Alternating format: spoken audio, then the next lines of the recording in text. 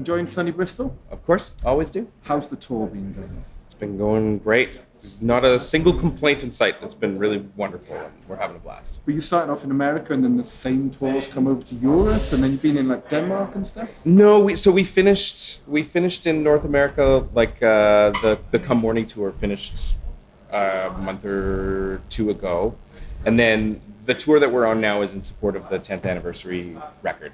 So hence the acoustic set. We're doing two sets. The first set is Let It Lie, our first record, top to bottom acoustic, and then we take a little break and then come back and play an electric set. So this is actually technically the first tour of that. Gotcha. Sort of in support of that record. So that was Europe and then over here to the UK and then you're going back to the States afterwards? Yeah. Yeah. That's so cool. So that can lead me on then to a great question. We're here to talk about some of the equipment. It'll be an overview of equipment, shall we say? Yeah. And a setup overview. Setup overview. Complete credit to the people who do these fantastic videos in this format. We're stealing your format, so thank you for that. But in all seriousness then, 10 years since that amazing record, has that affected your gear choice? Have you gone back to tones you've had to have from that album? Do you need certain stuff?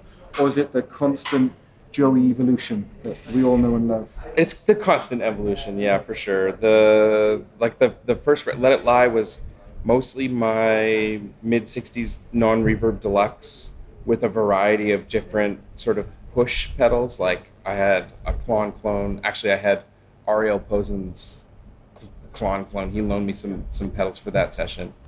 And I had a JHS Charlie Brown. And so I was just using different things to get different sounds out of that amp. But I do things quite a bit differently now than I did then, and for a variety of reasons. But yeah, I mean, the essence of the record is still there. We still sort of play from the same places, but I'm always chasing sounds around. So you've gone, what, wet, dry now?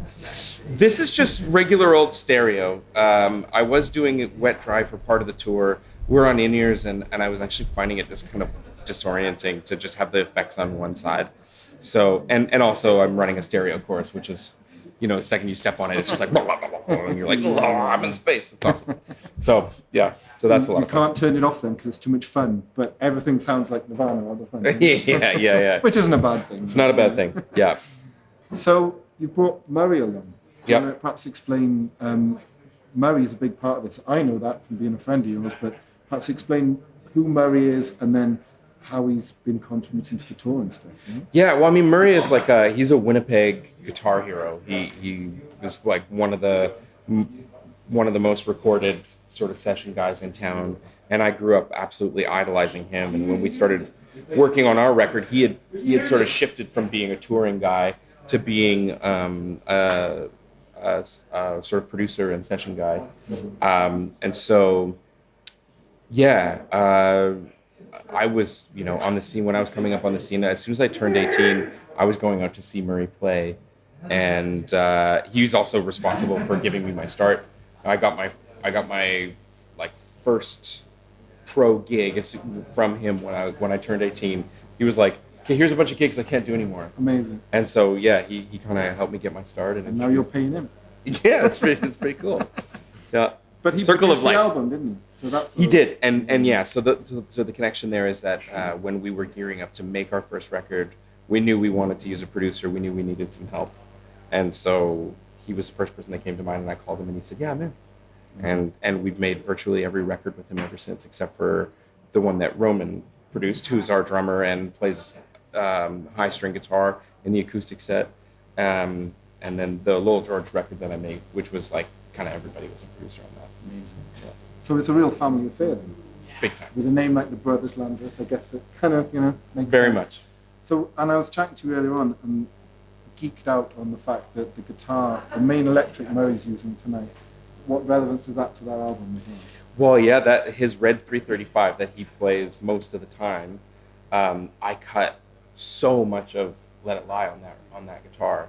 There was two guitars. I had an Eric Johnson Strat that I had routed for a bridge pickup so that it looked like Mike Landau's Sunburst Strat, Understandably, yeah. because I'm a huge fan of him.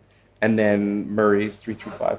And there might have been there was Murray had a baritone guitar that made an appearance on that record as well. But electrics, I'm pretty sure that was it.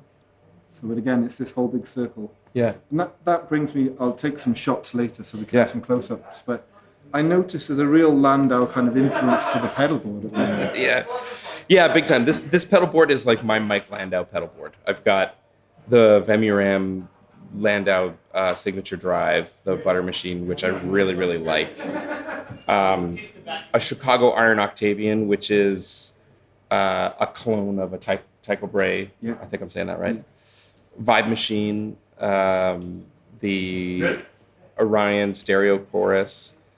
That's the real Landau thing, isn't it? It's definitely a big part of it. Although I haven't quite nailed his settings, but regardless, it just sounds great. Like kind of wherever you put the knobs, it sounds really, really good. And then I'm using an auto BIM as my delay, which is like a very reminiscent of that, the sort of rack digital delay. Is it like 8-bit or 12-bit or something? 12-bit, yeah. That sort of like early DD2 or something like that. Sort of vibe. And it sounds incredible. There are a few things about it that make it a little bit less pedalboard friendly, but the sounds in it are just so good that it's kind of like you just take the good with the bad. Super musical. The way those like early digital stuff is actually really analog-y in a weird way. Yeah, well, and there's so much analog stuff that's happening in there.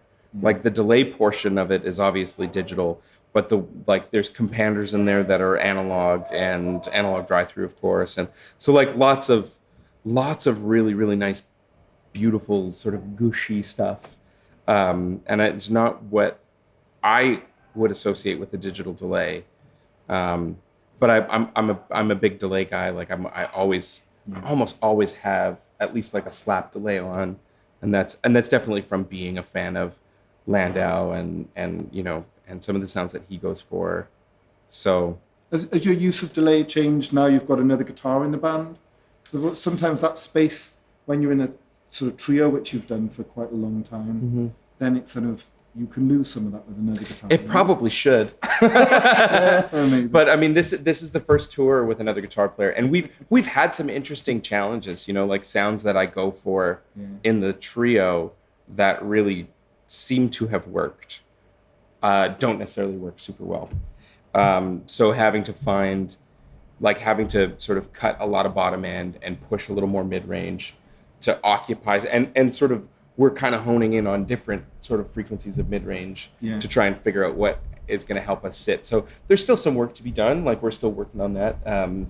But it's all fun stuff, and the nerdier the better for me. And anybody who's sort of familiar with what it is I do, know that. I was going to say we could spend the next hour talking about the different MIDI pages of the delay, right? And the different. I'm guessing you've got it like tempoed up per track and all that sort of stuff. Yeah. Of course. Yeah. Why wouldn't you? Why wouldn't you? Why wouldn't? Don't be crazy. Yeah. So does that affect then how you're playing, being with another guitarist? Because it can often be throw in a different, and you've toured obviously with Liam on keys and different things over the years. And do you find yourself playing? Are you now more singing, fronting, dipping out the fills, or are you still carrying a lot of the heavy load and Murray's sort of filling around you, or are you still finding your way around that? Because that's one of the funnest parts about playing with two guitars, right? Isn't it? The sitting and stuff. Yeah. I mean, right now with the tour, the way it's going, it's very much a work in progress. And Murray is an incredibly complimentary player, and he has always, he's a monster on his own. And like I said, one of my first heroes. But he's also incredibly responsive. So we're never really playing, there's certain parts that we kind of like, okay, I'll play this one, you play that one. But for the most part, we just are paying attention to each other and changing as we go. And it's a lot of fun. Like I said, he's very complimentary. So he's sort of like, if I'm doing something, he'll, or if I all of a sudden start playing a different part, he doesn't get all weird and panic. He just starts to play something else. That's the funnest thing, isn't it? Yeah. That's I guess again that keeps you in that whole moment of the song, and that's why we play not to backing tracks, right? Yeah. Yeah, I know. I would never do that because it's just that to me, that defeats the purpose of what it is I'm trying to do. Yeah. Not that I have anything No, against it. Like in certain acts, it makes perfect sense to be playing to tracks. Yeah. But for us, it's like, I don't really care if it's exactly like the record. I want it to be fun and exciting for me. It has to be fun and exciting for me in order for me to deliver a show that's going to be fun and exciting for the audience. Absolutely. So, well, that's a great time then to maybe run through some tones. I mean, first of all, perhaps talk about this guitar. So it's not the Goldie then. It's not Goldie, no. And interestingly enough, one of the things that I found on this tour that this guitar is so great for the trio because it's huge. Like it's got a lot of bottom end, but it also has a ton of clarity and mid range. Like it's very open, and it's great for the trio because it's got a little more. It's a little more aggressive, but it takes up a little more space. But in this format with another guitar player, it doesn't play as well. So I've been playing a Jazz Master, and the gold top would probably be perfect for this. But I was gonna bring the gold top, and at the very last minute I thought, I'll take the junior, it'll be fun. And then we started playing, and I was like, oh dang, this thing is a little bit too big. So I've got this Jazz Master that I picked up in Hamburg from a builder named Jules, Joolz. Cool. And I'll show you that in a second. Yeah, but yeah, cool. do you want to hear some sounds? Yeah, definitely. If you could run through some sounds of the guitar and then some of the things we've talked about would be great. Okay, yeah, so this is kind of like...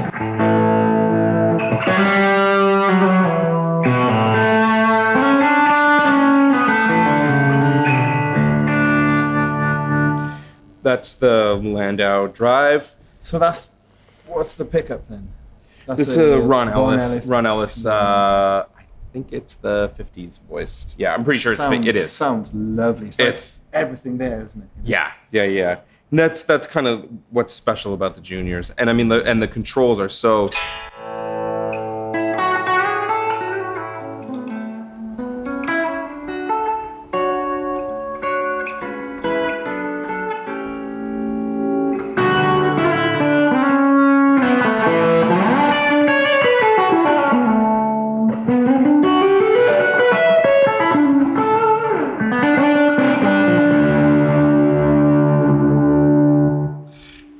got a lot of sounds in it, yeah. And they're so versatile juniors, aren't they? For what, It's really wild. When I first got it, Alex, who built it, said, I think you'll be really surprised at how, because obviously they're known for being real rock machines, but how sensitive it can be too. And with the tone knob, like you can really, like it'll never sound like a bridge pick or a neck pickup, but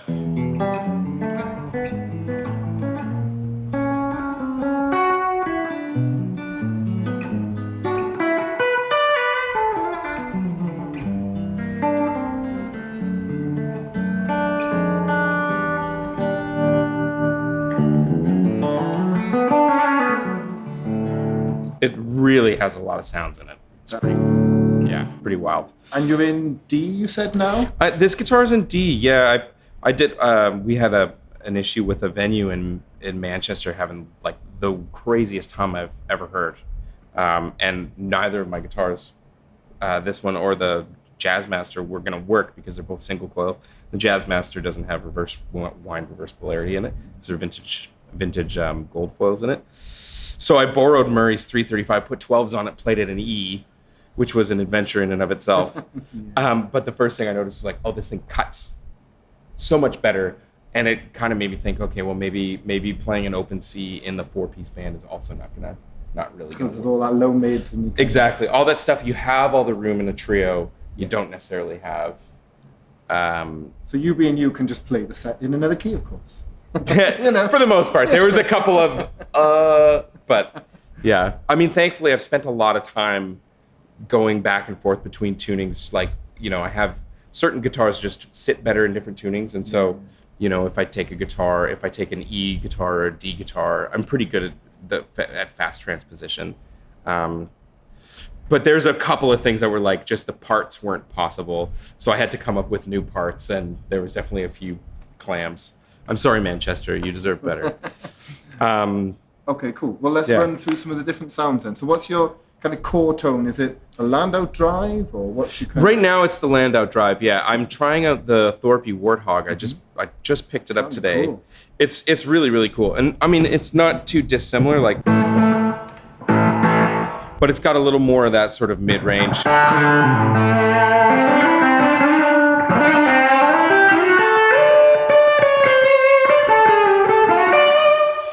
The thing that I'm finding is like that telltale.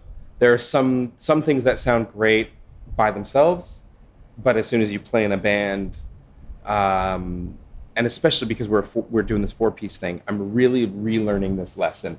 Is like a lot of that really big, low mid-range that sounds amazing by itself just does not work in a band. And we've been struggling, you know. I mean, our front house guy Ian Phillips is brilliant, and he very gently was like, "Can we talk about your tone?" You know, I was like, "Man, of course we can talk about it." You know, and he's just like, "It's not cutting enough," and so we're, you know, I'm kind of relearning this lesson, and this is a lesson that I've learned many times over the years. You know, and I've even, you know, I've said like one of the first things I do is get the guitar sounding great and turn around, turn down the bass.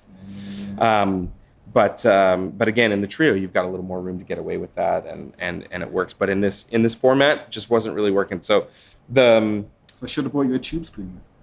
Yeah, well, and I picked up. I'm always buying pedals and getting pedals on the road.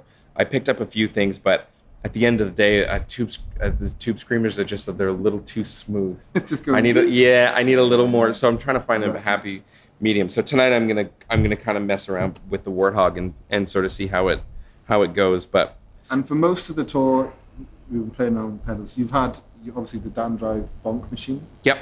Which not only is the best name of a pedal, well done, Dan.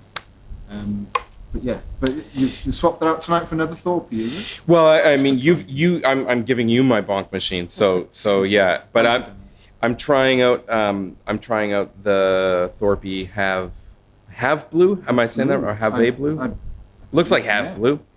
And that sort of spot on the pedal board has been reserved for sort of some fuzz. And I was using the High Road Mini on there for a bunch of shows, and the Bonk machine was on there for most of the shows. And today's the last show. I'm like, you know, fuck it, let's just try it. I tried to pre-bleep myself and then just swore. But yeah, so this is literally, I literally just plugged it in. So here we'll.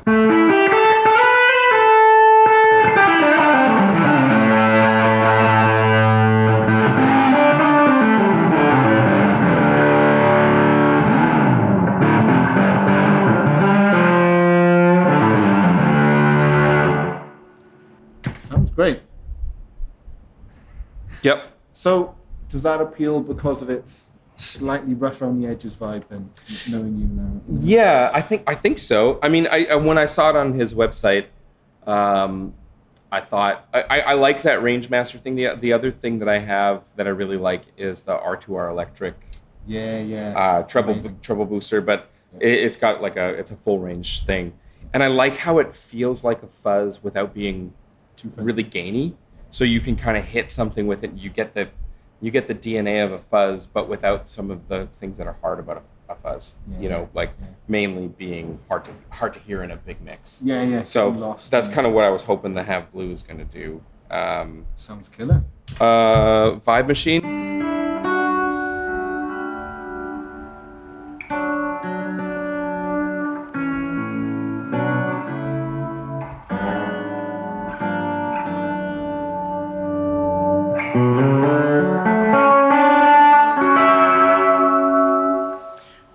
I always leave that in the vibrato mode. I'm not that I'm against the chorus mode, but it's just not really my thing. Yeah. So I like that little bit more pitchy and a bit more. Yeah. Are you using the harmonic trem in the amp? Yes. Yeah. I was going to say there's no harmonic trem on the board for the first time in a long time. Yeah, exactly.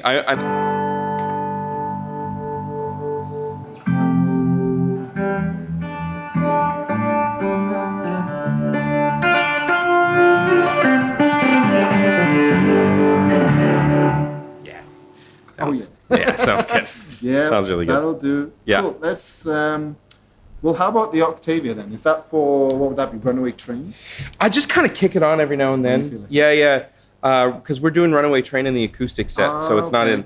But it does pair better with something with a neck pickup. whilst I'm sure it's amazing with an acoustic into it, can get a bit unruly on stage.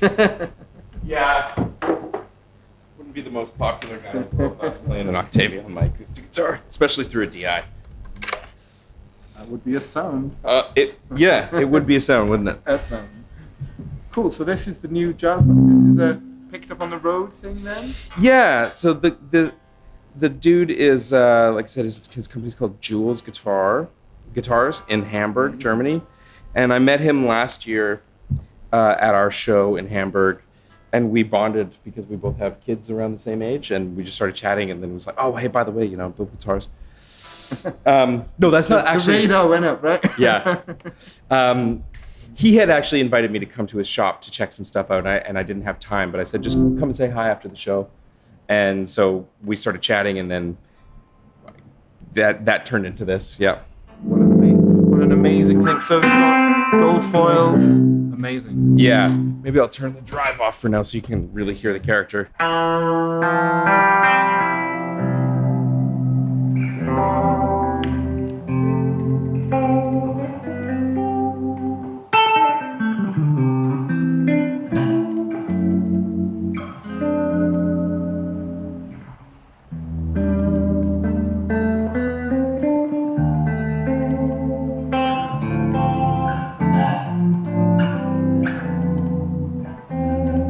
Yeah. And the Jazz Master vibratos just sound smooth and nice, aren't they? It's just musical. It's just great. They are. I kind of have a hard time not holding it the entire time. Yeah. And then so gold foils is a bit of a circle for you as well then, because when you kind of, I guess, came onto probably most people's radar, you were kind of known as a gold foil guy. Mm-hmm. And that was like maybe single-handedly kicked off the gold foil thing again for people. Well, I don't know if I can take responsibility for it, but I definitely participated in it. Yeah. But and I mean, like, it was just a thing that I was not familiar with, and my friend Dan Canfield, who at the time owned a guitar shop in Saskatoon back home in Canada, and we were playing a show at his shop, and he said, check this thing out. And he had basically built like a Cootercaster that was inspired by Blake Mills's Cootercaster. And I just fell in love with it and called him and was like, you gotta send me that guitar. How much do you want for it? It's not for sale. Well, can I use it for a while? Yeah, and I mean, technically it is very much still his guitar, but I still have it. Yeah. Daniel, let me know if you ever want that guitar back. I'm sure he does. Amazing. But yeah, I've never, like, I think the one thing that has stayed constant for me in my rig is curiosity.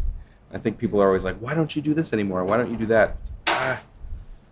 So I just got to chase my inspiration around, you know? And But you're a songwriter, so it's kind of probably the same part of the brain, surely. You know, it's that wanting to create something new, exciting. You stick a new pedal in, kicks another bit of your brain into gear that's like, oh, cool, that's different. Let's go this way. Yeah. Yeah, I think so. That sounds about right. I mean, yeah, I don't know. I find myself, I do tire of things fairly quickly, and so it's like something will work, and then go all for of a dinner sudden, soon. It's fine. yeah. Not this. Hint. Yeah. I tire for things. I'm quite hungry for new. No, but those are all sounds that are still very much in my sort of DNA, and so, you know, when I pick up a guitar that has gold foils in it, it's very familiar, and I feel very much at home with the sounds that they get. But it's also pretty versatile. Like it honks, man. Like this thing rocks. So it's a beautiful guitar. I mean, great job. Fair play. Yeah. Jules Guitars. Check them out. Hamburg. Any other sounds we want to run through? Do you want to? Yeah, maybe I'll give you a little bit of that Octavia. Yeah. Oh yeah, of course.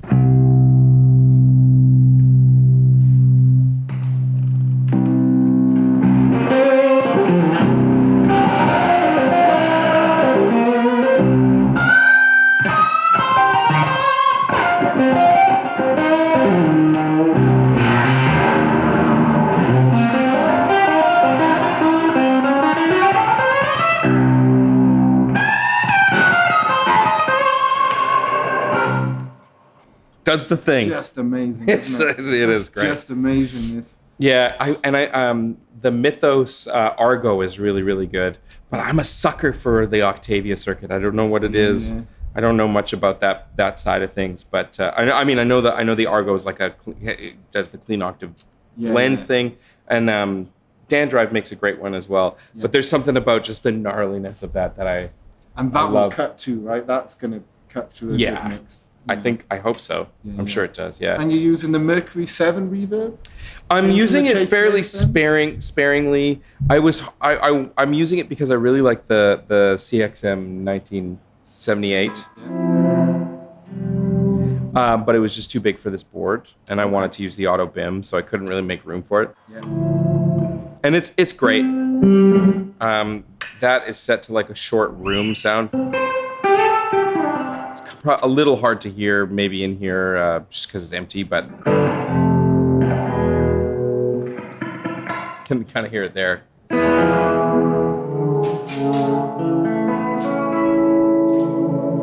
And then there's a couple songs where over here, where it's a longer.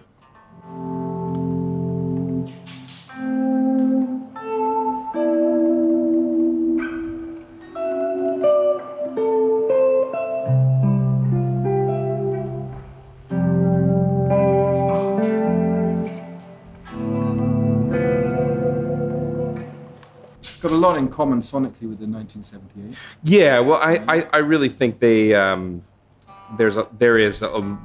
some shared DNA for sure in both those pedals. Sounds gorgeous. Yeah, it is great. And a room reverb has been a big you thing for quite a while now, hasn't it? It's definitely a rabbit hole I've fallen down. Yeah. Again, I can't take responsibility for it, but it's a sound that I really love. Yeah. Yeah. Amazing. Okay, Yeah. cool. Oh, go on then. lastly. Oh, yeah, of course.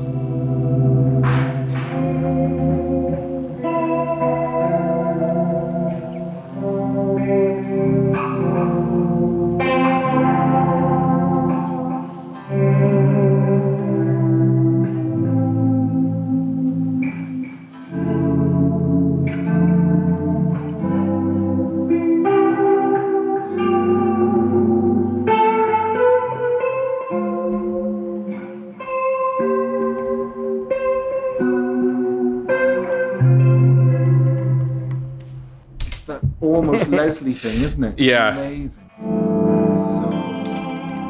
Yeah, it is pretty special.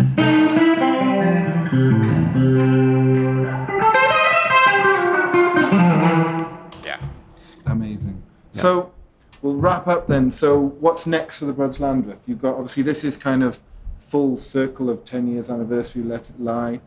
This tour, and then what is there new records coming? What's the plan for the future? We're gonna be touring this project for the next little while. We've got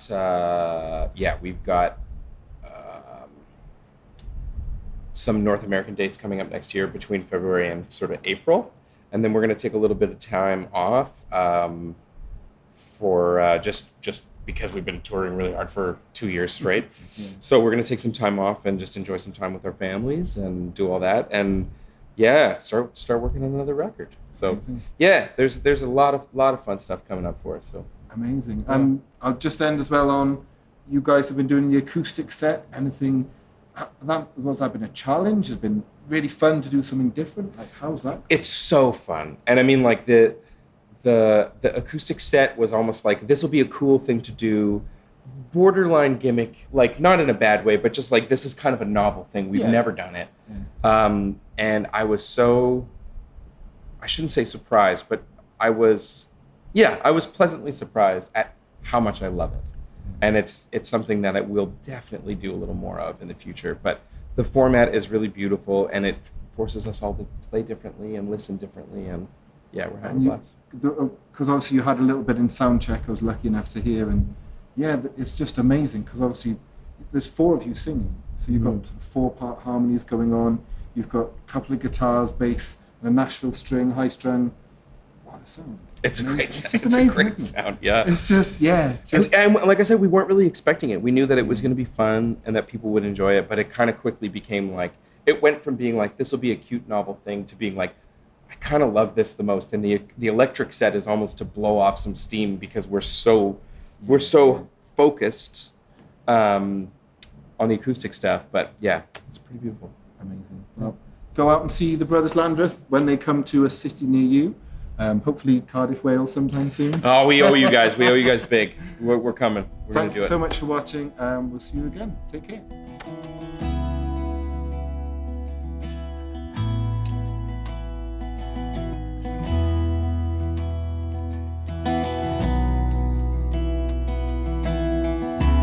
Hey little firecracker, baby, tell me where have you been?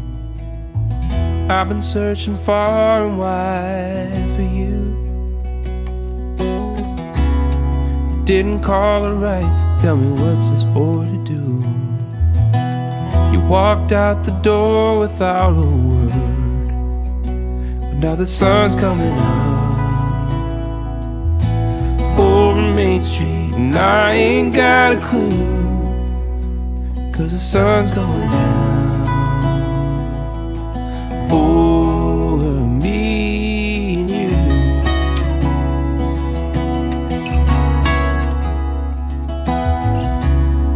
When I close my eyes, I still can see your face, still hear the way you'd say my name. But I bet you, darling, I bet you my last breath still can find you in the dark. But now the sun's coming on over Main Street, and I ain't got a clue, 'cause the sun's going down over me and you. It's almost shadow.